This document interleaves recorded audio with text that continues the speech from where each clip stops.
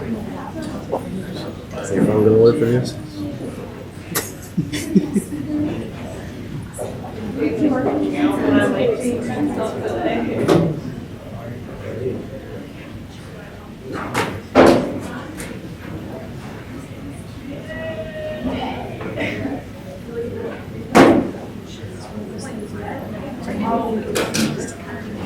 Oh, yeah. Yeah, they're my advisor. Oh, okay, so they probably don't need a scan. Oh, you can scan it still. Just to, for attendance.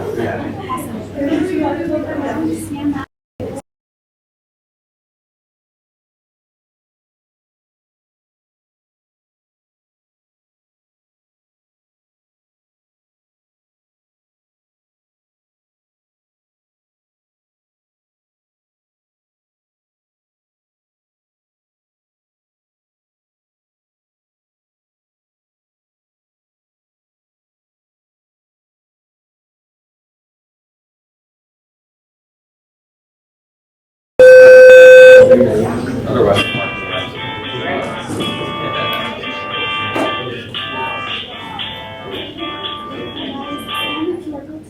welcome back to another day at Alta. Will you please rise for the pledge?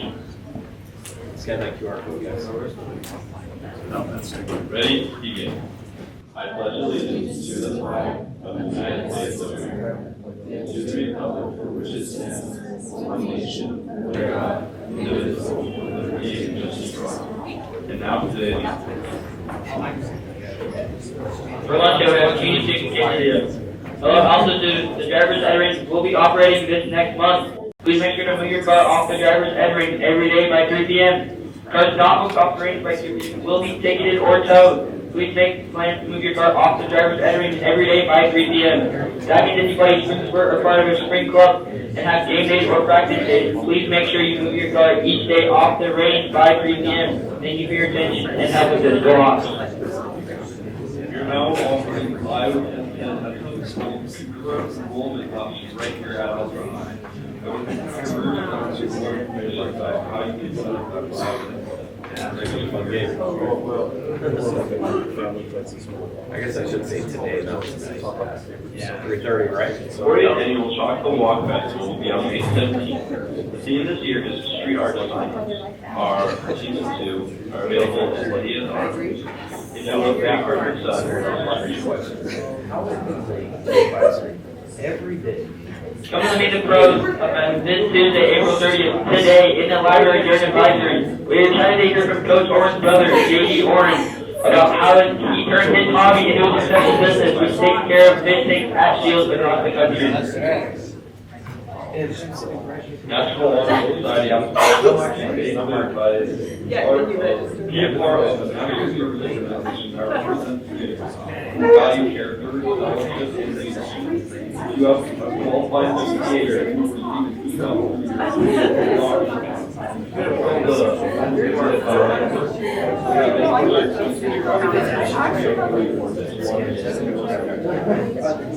That's how and you get a free total. You'll need to look at the yearbook. You can purchase one through Skyward until May 18th. Seniors, you can complete your senior surveys, not by the counseling office during one straight street. If you are still need to complete the surveys, get that done today. QR codes are throughout the school. Equal quantity in the national day, 245. We will be giving hope to you there.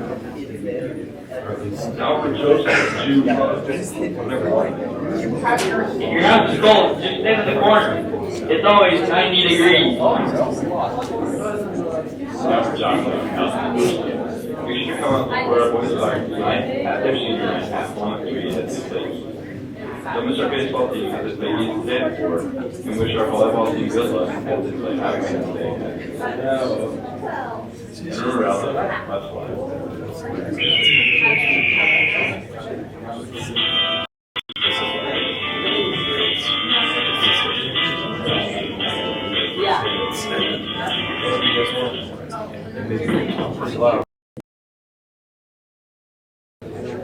All right, welcome to Meet the Pros. I'm sorry I'm losing my voice a little bit. We're super excited today to have JD Ohrn, who's going to talk about his career's journey and how he got started in what he does and how he loves what he does. He's Coach Ohrn's brother, which is really cool that he would come and talk to us. Just some information, you need to scan the QR code, and there will also be an exit ticket that you'll get at the end when you pick up your donut. But you need to take that back to your advisory teacher, and then if your advisory teacher doesn't excuse you, then they'll use the list from the QR code. So try to get that to your advisory teacher today sometime. If you're in Miss Alaris's class and she's offered extra credit, you do need to have your name on the list from the QR code. So let him about his career and his journey. Thank you. All right. Well, I want to start off with a couple of things as we get rolling with this. One of those people who doesn't believe in luck. I actually believe that when preparation meets opportunity, that's when people call it luck. And so we kind of make our own luck. We do things in our lives that prepare us, that then when an opportunity presents itself, we take advantage of it. So I just want to get that out of the way first because we'll get to it in a little bit. My story really starts with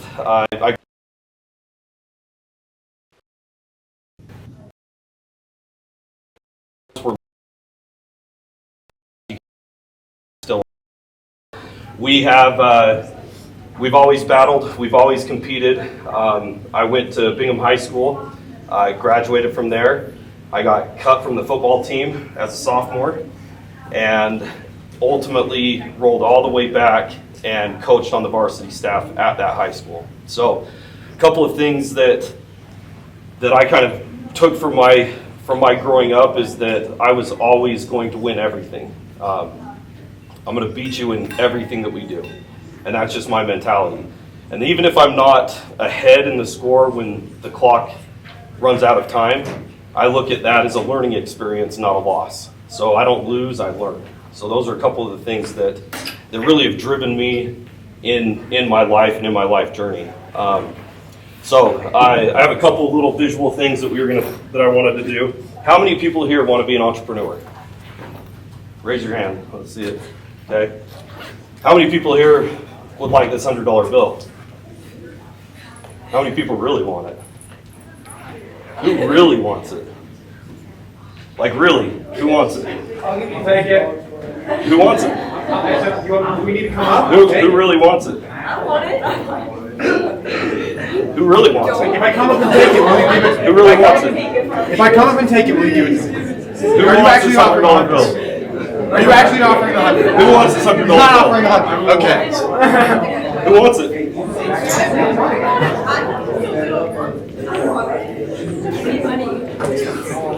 He's the only one that really wanted it.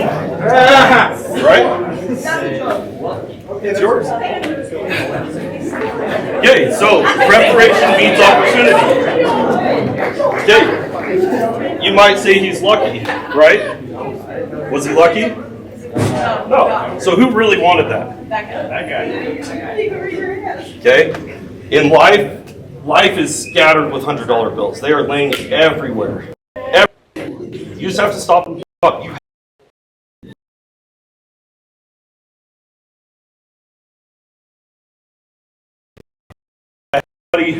So continuing my story, I from high school, I went on a mission.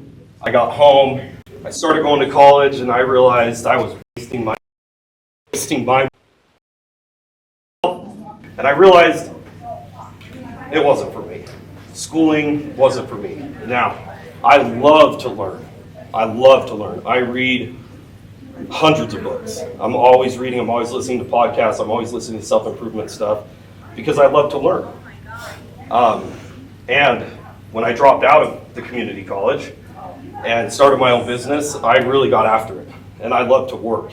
So as I started working and I started building my own organizations, my own businesses, I had a buddy who was going to the University of Utah, and he was in the entrepreneur class. And he had a professor that one time told him, "Who in here is an entrepreneur?" And everybody raised their hand just like we did, right? He said, no, really, who is an entrepreneur? And they all raised their hand again. And the professor stood up there and he said, you're lying to yourself. You're all sitting here in college. The real entrepreneurs are out there doing it. And when he told me that story, I was out there doing it. He was the one sitting at the University of Utah. So what that tells you is you can go to college, but you also need to be doing it. If you want to be an entrepreneur, you want to go start your own thing, you got to get out there and do it. You got to get out there and hustle. You got to get out there and work. One of the big growth times of my organization, second one, this one, was in 2014. From the beginning of May to flying home on Halloween to go trick-or-treating with my kids, I took 4 days off. And I worked 16 to 20-hour days. My mind is the kind that I only sleep 5 hours a night, 5 or 6 hours a night. So when I wasn't sleeping, I was working. So for 6 months, I put in time. We opened 2 other states in that time period, and we really got after it. Because I was willing to make those sacrifices because I could see the bigger picture. I could see what my plan was. I could see what my goal was. So some of the books that I've read that have really impacted my life, one of them is The Secret. And in the book, The Secret, it talks about how you can visualize, write it down, set your goals, and speak it and think it into existence. You are your biggest hurdle, but you are also your biggest tool. You are your biggest asset, right? So the person looking you in the mirror is your biggest problem and the solution. And as soon as you realize that you have that control, that's when you can really grasp that power and go and win everything, okay? So, our story, I started in a cabinet shop when I quit college. I was working in a cabinet shop, started my own, and I go out and I'm a pretty good salesman. I have always been pretty good with words, pretty good with manipulating my parents into getting what I wanted, working the system where I could, and I go out and I start selling cabinet jobs while I'm working at another cabinet shop. I went out and the second job I ever sold was a $160,000 cabinet job. And with cabinets, you get 50% up front. So I close this deal, sell this job, walk into my parents' house with an $80,000 check. I'm 23 years old. My dad looks at me and he goes, "What are you doing? You're going to go to prison for fraud." He's like, "Do you know what you're doing?" My response to him was, "No, but I'll figure it out." And that's how I've run everything. I've figured it out. My motto is figure it out. Win everything and figure it out. So in order to win, you got to figure it out. So I took that job and we just springboarded from that. I made more on that job in 1 month than I would have made an entire year working at that other cabinet shop. And we just continued to grow. 2008 hit. There was a little bit of an upheaval in the housing market. We ended up getting stuck with quite a few jobs that we had finished that we never got paid on. We never declared bankruptcy, and we fought our way through that debt and eventually became debt-free. It took until about 2012 for us to pay all that stuff off. So it took us 4 years to pay off jobs that we already had finished and never got paid on. So you're going to run into obstacles. As you grow and as you move through a career as an entrepreneur, you're going to run into huge things that are outside of your control. The things that you can control are your effort and your attitude. The way that you approach the situation, and then how hard you're willing to work. Those are the things that are going to get you where you want to go. I'm not standing up here. The only reason I'm standing up here successful is because I'm standing on top of my failures. I haven't been buried by them. And I won't let them bury me. I will win. I will win everything. So, from the cabinet shop, we evolved. We had to shift gears. We moved into doing kitchen refinishing instead of brand new custom multi-million-dollar homes. And we started killing it with that. We followed the money. It became very, very profitable. We also, in 2010, I bought a failing retail store, this little saltwater aquarium retail store. Because when we were killing it with cabinets, I had luxury fish tanks. Was able to grow corals, bring in fish. I was selling little baggies in my basement, glowing blue lights in the basement. Neighbors thought I was dealing drugs. But people were leaving my house with corals that I was growing and fish that I was bringing in. That graduated to where I bought a failing retail store. I had more inventory at my house than they had in the retail store. So I just moved my client base over to that retail store. That was in December of 2010. And as you can see up here, these are some of the locations that we're in now. So we're in Utah, Montana, Nevada, Colorado with 2 locations, Nebraska, Minnesota, Kansas now with 2 locations. This one needs to be updated. These are all open and running now. We're in Texas, we're in Illinois, we're in Iowa, we're in the other one in Kansas. We've got 2 locations in Arizona, down in Phoenix. We just opened the shills in Boise. Some of these are private clients and a lot of these are shills. So we do all the aquariums for shills nationwide. So what that means is I had a little tiny retail store that was about 1,500 square feet. And I would drive to and from California picking up and hand selecting the animals that we would sell in the retail store. Well, during those drives, back then, you didn't have cell service all the way to Los Angeles.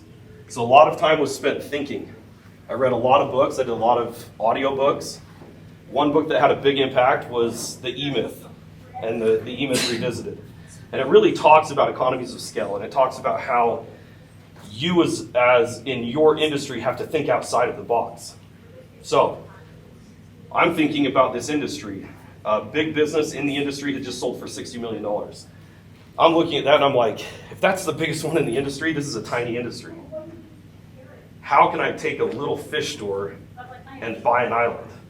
Like, I'm not going to be able to buy an island running a little fish store, right? Who wants to buy an island? I mean, why not, right?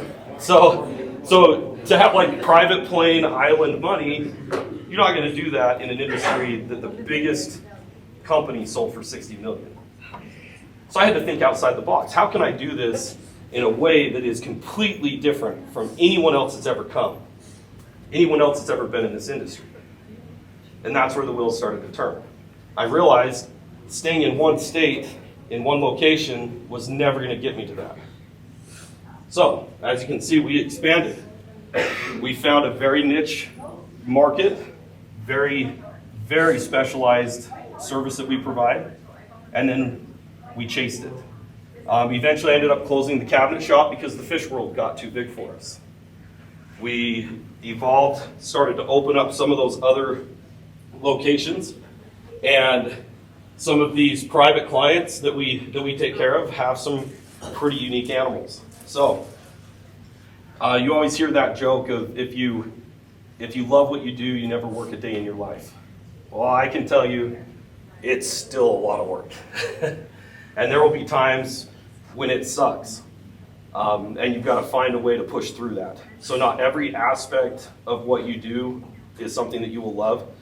I'm to a point now where all the things I don't like to do, I have delegated to other people, and I focus on what I am really good at and what I do really well.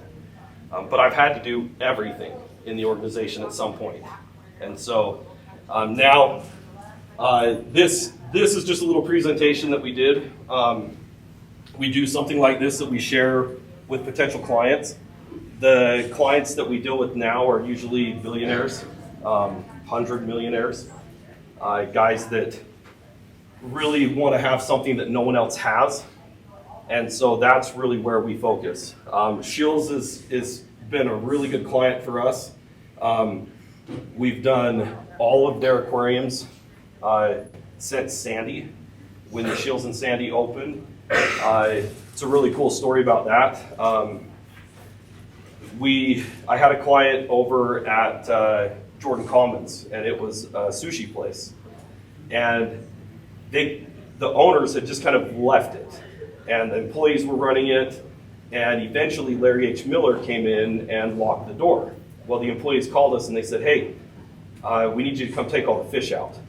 because they're locking this place up. They hadn't paid their rent in like 5 years. So we show up and we take all these fish, and they're giant fish, and we're like, I don't know what we're gonna do with these fish. We can't house them, we don't have enough space. And so I had heard about this new place that was opening, Shills.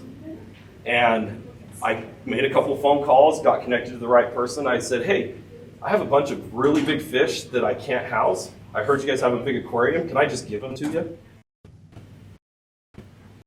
Response was, well, our aquarium's not ready yet, but you take care of aquariums?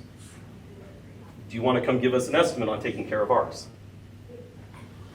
So that leads me to another point, which is why I brought more $100 bills. So now I got your attention.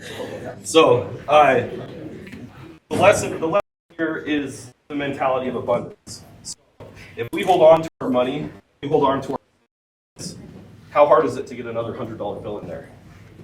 It's pretty hard. Now, if you hold your money like this, and you hold your stuff and you treat stuff like this, some can get out, but more can come in. So with that in mind, that was the approach. That was the heart that I try to project. And with Shills, in that regard, being willing to give them those fish for free with no thought of expectation opened up one of the biggest opportunities I've ever had in my life. And so we went in, we won them over, we sold them on our abilities. Within a year, we were planning to. They called us. Hey, come up and meet us in Billings. We walked out of the meeting with that contract. Before I was even at the airport, we drove. This was back when we were before we were even out of town, they called me, hey, we already have one in Reno, Nevada, and we have one in Springfield, Illinois. Will you go check out Reno, Nevada? Tell us what it'll fix it. $1,000 project later, we fixed their aquarium in Reno over the contract there. About 2 years later, they called us back for the Springfield, Illinois location. We took over that one. And then we opened up every single Shills since then as they've expanded across the country. So every time that they open one, and we've got one, it's not even listed here, Tulsa, Oklahoma, we just signed the contracts on that one. They have another one going in Texas and Austin. They're continuing to expand. The last, when I was in Chandler, they had us in a meeting and they said, hey, do you think you could do 4 of these a year? Well, I'll figure it out, right? So that's where we're at with the organization. This is a presentation that we do that we'll send to clients, and it just kind of gives them a quick rundown on who we are as a company, what we do. This one's kind of fun. You see this is Longboat Key, Florida. This one is a 350,000 gallon swimming reef at a hotel. So you pick up your snorkel stuff and you go out and swim in the aquarium. Now, we didn't get this project. Yeah? So this is a little off, it's not off topic, but it's kind of handy. So I was wondering, so clearly Shills is expanding very quickly. Mm-hmm. What's your plan for when that expansion slows and you'll have all these employees left over from that massive expansion? What's your plan? So the way that we organize and the way that we build, we run an employee or a labor budget with each contract that we run. And the way that I look at it is a rising tide raises all ships. So we have our budget for our labor. We get paid on a weekly basis servicing the aquariums there. So our contract with the employees that we have in place holds those employees. Okay. So as long as we continue to have the contract with Shills, we continue to have the same number of employees. Yeah, what we have implemented, I just renegotiated the contracts with Shills. We had not done a price increase since 2012. And so we just renegotiated our contracts with Shills at a 60% increase. That allowed us to then put in another entire layer of leadership. We're in 19 locations, and I raised 4 people from within the organization. One is a COO, and he runs our operations. And then we have 3 regional managers that now oversee and split things into about 5 or 6 per person. When you start to create your own organization, one thing to keep in mind is you really don't want to have more than 7 direct reports. Okay, you really don't want to have more than 7 direct reports. It gets too much for that leader or for that manager. So the way that I look at it, is it's an upside down pyramid, is the way I look at it. I'm the point at the bottom, not the top. The good flows up and the shit rolls downhill. So everything that happens that's bad is my fault. And everything that's good is everybody else's. And if you have that mentality as a leader, more people will follow you. If you look around and you're by yourself, you're not a leader. So if you look around, you have a lot of people following you and they're invested into your dreams and into your goals. That's where true leadership comes from. But the only way to get there is for them to know how much you care, for you to give them the credit and you take the blame. So another little side tangent, but thanks. So I'm going to quickly go through this. Quick, that's kind of our story. You see the divers and shills, that's us. There are some pretty rare fish that we do. We're at almost 140 employees in 15 states, 19 locations, lots of private clients. This is a pretty cool picture right here. These fish right here were raised in captivity. They're $25,000 a piece. We hired a private plane to fly these guys into a client. So this is the lobby of one of our clients. These guys, they have two companies in the organization. This company over here, Kateco, they manufacture all the AEDs, and they hold 37 patents on the AEDs, the defibrillators, and they make the pads. So they print money in this place. It's a pretty fun client to have. We try to source very specific animals, and we try to be very cognizant of the impact that we have in the wild and in the ocean. So a lot of the fish that we purchase, like these guys, are raised in captivity. That's this guy right here. Those guys are raised in captivity. These guys were about $4,000 a piece. This is one that, little cameo by my 8-year-old. This is a system that we just set up in Arizona. Billionaire's house. This house is probably valued around 75 million. This is the shark tank in his basement. And then we have a tarp up here because this is the pool behind it. I've got a couple quick videos that I'll show you. Just rare fish in these pictures. But I've got a couple quick videos that I'll show you guys that have, let's see if we can get these to pop through pretty quick. Of some of the cool stuff that we've been working on. So this is that guy's house. And you can see the room with the pool on the other side. We were down here for their for the release of the sharks. Let's see if we can get to it.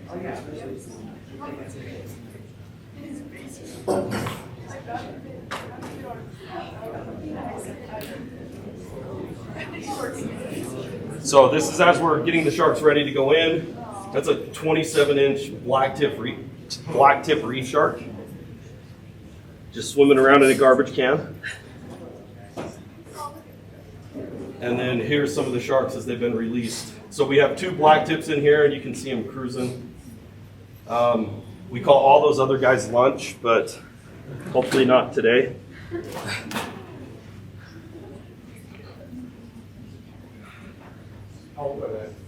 So these sharks are about 6 months. The nice thing about that is this is when we actually dropped them into the tank. So the one was in, you see us lowering the garbage can in, there's a diver's feet here on the ladder. They're shooting commercials and things. So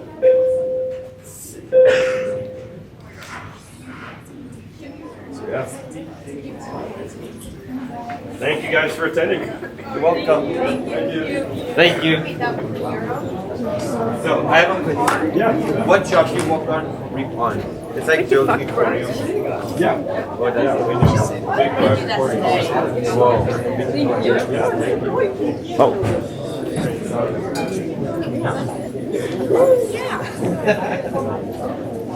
I tried. Thank you. Thanks.